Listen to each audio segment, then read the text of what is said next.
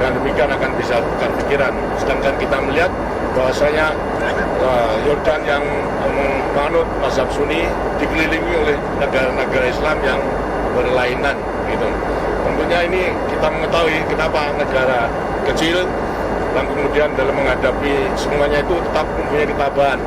Nah, tentu kita akan mengadakan tukar pengalaman, itu dasar-dasar daripada pembinaan umat beragama, khususnya bagi Indonesia yang mayoritas adalah memang Islam. Tentunya juga daripada umat Islam, para ulama juga ada bertukar pikiran, pandangan gitu, dengan ulama-ulama daripada Yordania.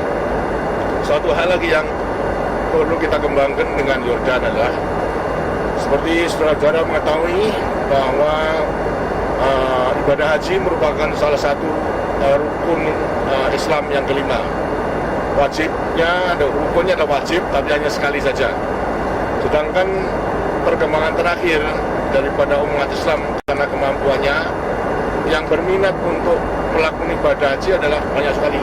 Gitu. Ya, kuotanya terus meningkat, tapi akhir-akhir ini degasinya dibatasi karena memang tidak mungkin pada saat wukuf di mana semua harus melaksanakan, bila mana tidak dibatasi, tentu tidak akan bisa menampung pada saat wukufnya di padang Arafat tersebut. Sedangkan itu merupakan satu syarat mutlak. Kalau sampai tidak melaksanakan wukuf walaupun sudah tawaf, sa'i dan sebagainya, tapi wukufnya tidak melaksanakan, berarti hajinya tidak sah gitu. Karena itu kita menerima mengenai pemberian kuota yang termasuk sudah bagian besar yang diberikan oleh Arab Saudi kepada Indonesia dengan 200.000. Karena itu kita menganjurkan itu kepada umat Islam Indonesia, karena memang sebetulnya hukumnya wajib, tapi yang sekali yang sudah haji hendaknya agar supaya memberi kesempatan kepada yang belum haji itu untuk menjalankan rukun kelima daripada Islam tersebut, ibadah haji. Nah, kita anjurkan agar supaya mereka melaksanakan sebagai gantinya adalah umroh. Nah, umroh pada bulan puasa menurut ajaran Islam adalah sama halnya melaksanakan ibadah haji. Karena itu juga sekaligus nanti akan kita usahakan, karena banyak umat Islam juga kecuali melaksanakan umroh gitu, sekaligus pula ingin melaksanakan ziarah ke Yerusalem, ialah ke Masjid Al-Aqsa, di mana sesuai dengan ajaran agama Islam, Isra Mi'raj adalah ada hubungannya daripada masjid di Mekah dengan masjid di Yerusalem. Ini akan kita atur agar supaya sedemikian rupa sehingga mereka yang umroh gitu, sekaligus bisa melaksanakan ziarah ke Masjid Al-Aqsa, di mana kita bisa masuk mulai aman. Karena saya tanyakan hanya berapa?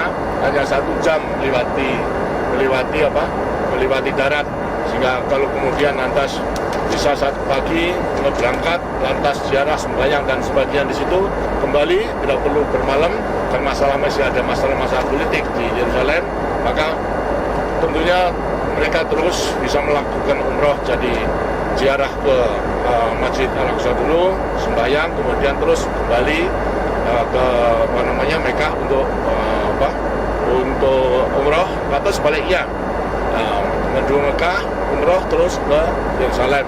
Dan ini sebetulnya tidak hanya yang beragama Islam, tapi yang beragama Kristen pun juga itu bisa, banyak yang ingin berziarah ke Yerusalem. Mereka ada kemudahan. Tentunya kalau yang Kristen tidak ada hubungannya dengan umroh, tapi langsung aman terus menuju pada Yerusalem.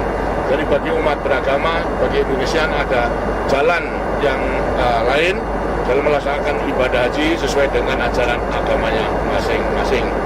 Nah, ini perusahaan penerbangan Yordan telah membuka hubungan dari ke Jakarta, yang Garuda yang belum, dan Garuda dengannya dalam waktu yang sangat singkat tentunya juga akan bisa mengadakan hubungan.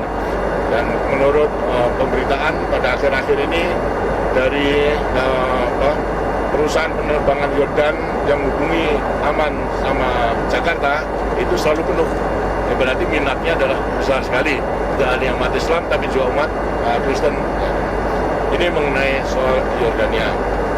Tentunya juga di samping itu juga menanyakan mengenai masalah-masalah yang ada hubungannya dengan pada KTT FAO di Roma. Perlu saya jelaskan bahwa Dirjen FAO memang meminta dengan sungguh-sungguh agar supaya Indonesia berpartisipasi, dan bahkan juga diminta agar supaya mengadakan pameran yang saudara-saudara telah lihat. Jadi pameran itu bukan kehendak kita, tapi ada permintaan daripada Dirjen FAO. Sebabnya apa? Tentu ada latar belakangnya. Latar belakangnya ya dinilai Indonesia sukses dalam rangka pembangunan pertanian, khususnya mengenai soal pangan. Setelah kita telusuri apa sebabnya Dirjen begitu percaya kepada Indonesia, ternyata ada sejarahnya. Tahun 72 beliau itu masih belajar ada di IRI di Filipina. Nah, saya pada waktu itu berkunjung ke sana, memulai pembangunan dalam bidang pertanian, melaksanakan panca usaha, kemudian ingin mengetahui daripada bibit unggul, karena salah satu persyaratan untuk intensifikasi adalah bibit unggulnya itu. Nah, ada bibit unggul gabungan antara varietas Indonesia dengan varietas Filipina, dikembangkan oleh IRI. IRI yang merupakan lembaga PBB yang ada di Filipina. Lantas kami minta kemudian dikembangkan, dan rupa-rupanya beliau mengikuti sejak tahun 72 itu apa yang dilakukan oleh Indonesia sampai kepada suksesnya, sehingga dengan demikian mereka mempunyai keyakinan ternyata bahwasanya Indonesia yang membuktikan sebagai negara yang tadinya kekurangan beras itu setelah berusaha membangun pertanian melewati intensifikasi, setelah 17 tahun bisa swasembada beras. Kalau ukuran daripada beliau mengatakan kalau hanya puluhan juta rakyatnya aja itu biasa, 10 juta, 20 juta, tapi Indonesia itu sampai 200 juta. Kok toh bisa mengusahakan sampai bisa swasembada beras tersebut.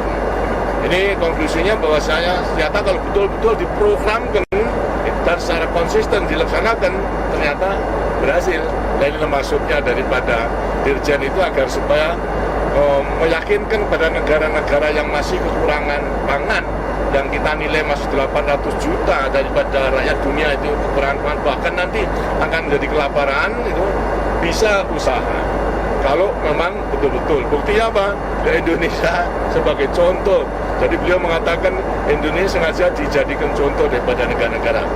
Ini terus terang saja bukan maksud Indonesia untuk pamer diri, sama sekali tidak itu, tapi atas permintaan daripada Dirjen FAO, kan Dirjen FAO bertanggung jawab agar semua masalah pangan dunia itu betul-betul dapat diatasi.